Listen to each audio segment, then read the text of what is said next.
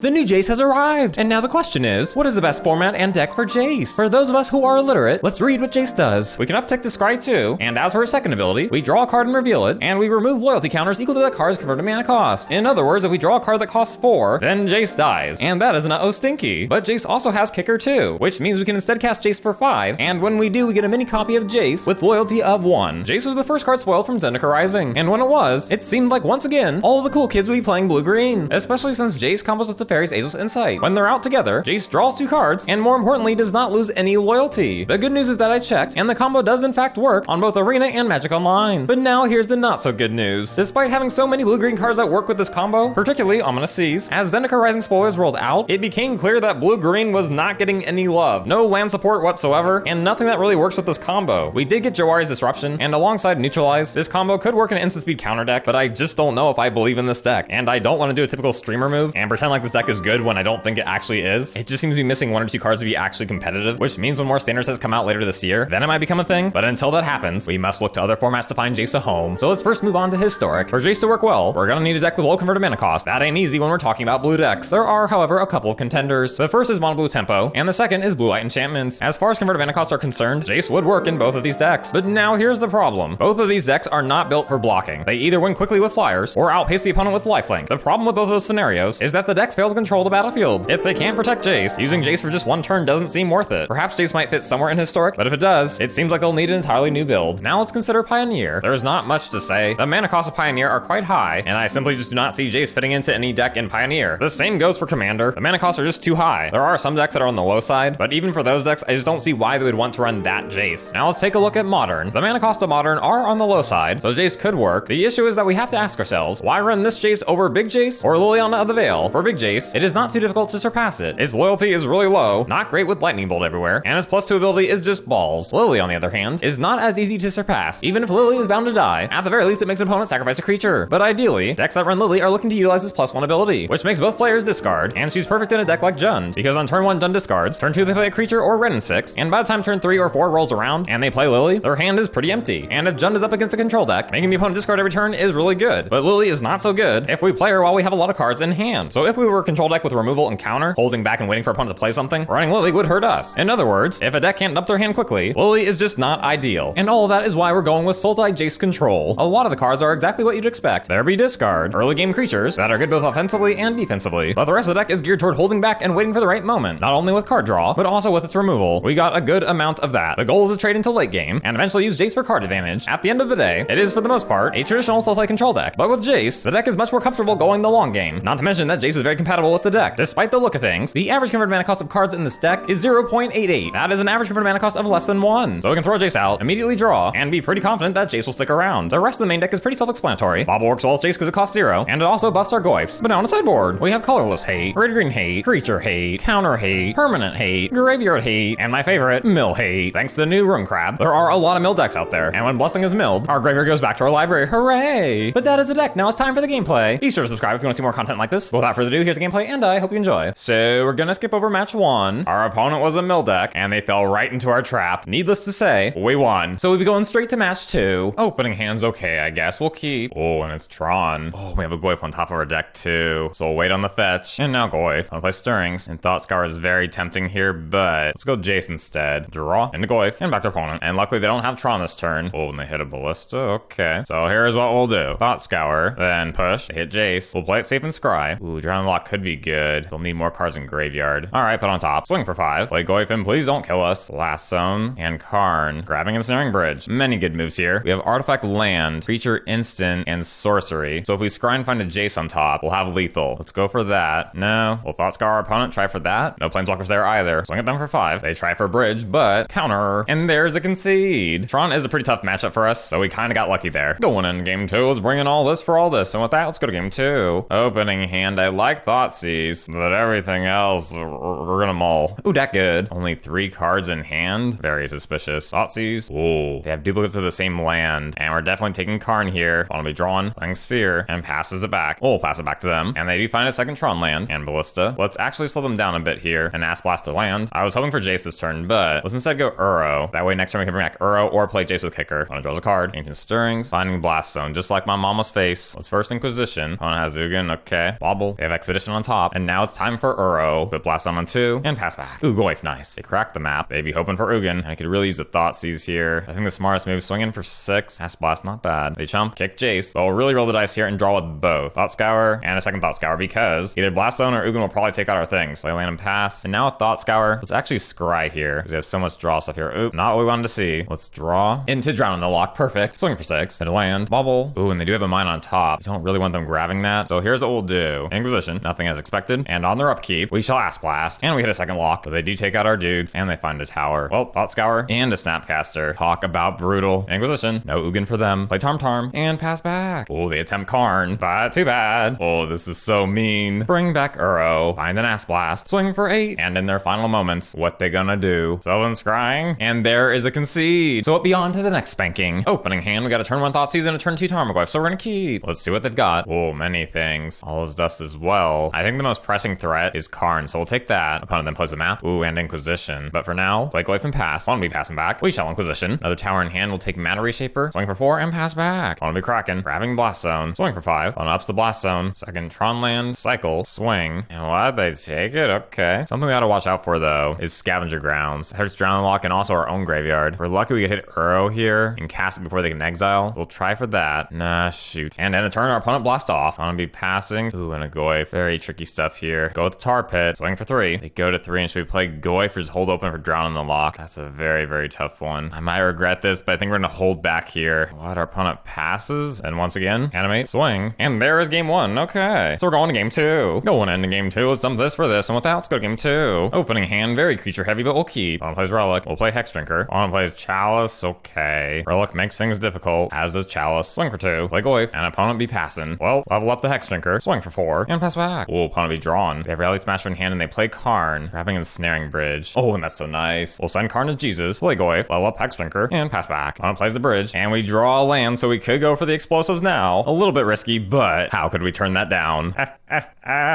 Dismember. Sure. Boop. Get in for 9 and let them enjoy their 1 life. Hooray! We didn't see Jace that game, but other than that, no complaints. So it'll be on to the next match. Opponent be a Boreon deck. And is this good enough? We'll find out and keep. Oh, they have swords on top. So we thought Scour them or us. I guess us. Full Inquisition. Full Inquisition. Oh, very unexpected. Definitely taking Stoneforge. So they're like Bant good stuff, I suppose. Oh, not Bant. Naya? Alright, let's play Jace. Draw. Into explosives. One plays Witness. Putting a land in hand. Okay. We shall draw. Into Goyf. Nice. Full Goyf. And pass it back. One plays another wall. We'll Thought Scour. Hitting snap. Many decisions. How about we swing? They take it like mommy. We'll fetch, scry, throw, and Thoughtseize. We'll go both on top. What shall our opponent do? Nothing. What? Very suspicious. Snapcaster. Thought Scour was tempting. We'll start clearing the field out. What is these? Can't counter it. And they flicker their dude. Well, at the very least, kill. Now draw. Let's see what we're up against. Another cord. Sword. Man, they're putting us in a tough spot. I think we gotta take the cord here. But sword is kind of iffy. If we attack with Goyf and they put the sword on the Witness, attack us, draw a card, kill Jace for 2 damage. But then next time we can use explosives, killing Witness and the sword. So that might be the smartest move. Yeah, it's worth the gamble. Swing for 5. They chump, play Uro. Ooh, and we hit a land. So we could even Ass Blast, which would be better than losing Jace. And yeah, they're going for it. So sadly for them, boop, they have red for Bolt, and they kill Jace out of anger. Okay, let's bring back Uro. I was hoping for another land. So instead, we'll probably whiff here. Inquisition. Oh, not a whiff. Okay. Swing. They soak up 2, go to 3, and there's a concede. Going in game 2. We'll stump this for this, and without, go to game 2. Opening hand isn't the worst, so we're gonna keep. Well, opponent passes. Play Bauble, Hexdrinker, and back to opponent. Opponent plays the Ooze. Our lands are a bit iffy, but kill the Ooze. Level up, and swing for 2. Our opponent might have Magus of the Moon in deck, but maybe only like 1 copy. We have to watch out for that. And ooh, Lightning Bolt. And they pass. In that case, we'll Jace. Draw. Oh, and the Uro. Putting Jace at 1. That's fine. Opponent passes again. Let's first scry. Draw in the Loch could be good. Play Uro. Oh, and Path to Exile. I really want that Draw in the Loch, but we should probably get a basic here. Yeah. And what? We hit Draw in the Loch again? That's convenient. Opponent playing birds. Let's first go Thought Scour. No Uro. Very tough decision. I think I feel a lot safer scrying here. Plague Engineer is kind of good. Not that good. We could just Fatal Push that hoe. I suppose it's alright. Raw. Shoot, why'd I get a basic? Oh well. Plague Engineer. Signing the Bird of Jesus and passing back. Oh, Restoration Angel. Yep. If only I didn't get a basic, we could have pushed it. Oh boy. I still think we have Magus the Moon deck, so I wanted to be extra safe, but we could have used that to draw instead of the... Yeah, anyway. Sorry, Jace. That was my bad. Okie push here. Swing for 2. Play Tarm, and pass it back. Oh, Stormforge Mystic. Grabbing Batterskull. For 1 land, short from playing it. And they put Boreon in hand. Okay, here's what we'll do. Thought Scour ourselves. No Uro. One mystery card. Might as well Inquisition. And once again, it pays off. Take the cord. Swinging. And should we Ass Blast? It's tempting. Wait, do we even have an extra black source to search for? I think we do. Let's check now. Yep, we do. So we will Ass Blast. What they're gonna do now, though, they're trying for Battle Skull, but to be extra safe, we'll counter. And there is the concede. And you know what that means? Look at this record. I'm just saying, I think we should be really proud of ourselves. But can we get that 5-0? Let's find out. Opening hand looks good. We'll keep. Start with Watery Grave. Oh, and it looks like Death Shadow. Play Thought Scour. Not bad. And now go for the Goyf. Will we see Fatal Push? Oh, Dismember. Okay. One of Thought Scours. And yep, they be Grixis Death Shadow. Angler. Oh no. We might be in trouble. Let's fire Bauble. Drawing the Loch on top. That could be good. We want to use Jace to draw a card. Or should we go Snapcaster into Thought Scour? That'd be a tough one. I say we wait on Jace for now. Oh no, Inquisition. We could counter it, but we'll let it happen. Oh, and they take our Jace and they pass back. Trying to kill the Angler with the Drown on the Loch. I don't really see that happening, so we'll try to scour ourselves. Oh, opponent stops it. And they push Snapcaster. Oh, it's racist. Good news is they have 5 cards in graveyard. Taking out Angler is still possible, even though we're at 4 life. Ooh, we pull Uro. All right, we'll play it. We draw another Uro and then pass back. What will our opponent do? We can bring back Uro next turn. They'll probably try to Cling to Dust it. They do indeed. Draw with Uro, Explosives, and nope. And unfortunately, with exactly 5 damage, opponent takes game 1. Going into game 2. Let's bring in this for this, and with that, let's go to game 2. Opening hand, we got a turn 1 Thoughtseize, so we're gonna keep. Oh, many good things here. Luris could be a problem in the long term. Stubborn Denial also a problem. But since they're stuck on 1 land, let's actually risk it and take the Scour. I might regret that. Oh, Cycle Street Wraith. They have a Spellbomb on top. Oof. Play Bauble, and then send it back, and maybe Shocking Hard, and they play into Hill. And a Goyf, that'd be pretty good. Let's first Inquisition, and they do have a lot of answers to our stuff. I suppose Fatal Push, then Tarmogoyf, and they'd be firing off the Spellbomb. Fatal Push, fine. Ooh, nice Thoughtseize. Play it. So much creature removal. But if we want to play Uro, we'll have to take Dispute. Play Uro. Land, okay. And then back to opponent. Opponent be passing back. Land, meh. So back to opponent. They play Bauble. Ooh, we draw Jace. That very good. Cast with Kicker and Scry. Push and Ass Blast. I guess we'll take Push. Draw the Push. And then be back to opponent. Well, opponent shocks. Plays Luris. Getting back Bauble. Oh, we gotta kill Luris this turn. Let's Scry. Ooh, and Thought Scour. Yeah, that could work. Draw it. Then Scour. Another Push. Bring back Uro. Into land. Another land. And then pass back. Opponent brings back Bauble. Ooh, and Death Shadow. Pushing our Uro. They have Stubborn Denial, so let it happen. Ooh, and Inquisition. Let's first Inquisition. 2 Dismembers and 2 Denials. Well, that's a tough call. Take Culligan. Now I'll take another risk here and draw. Jace goes to Jesus, but push here, and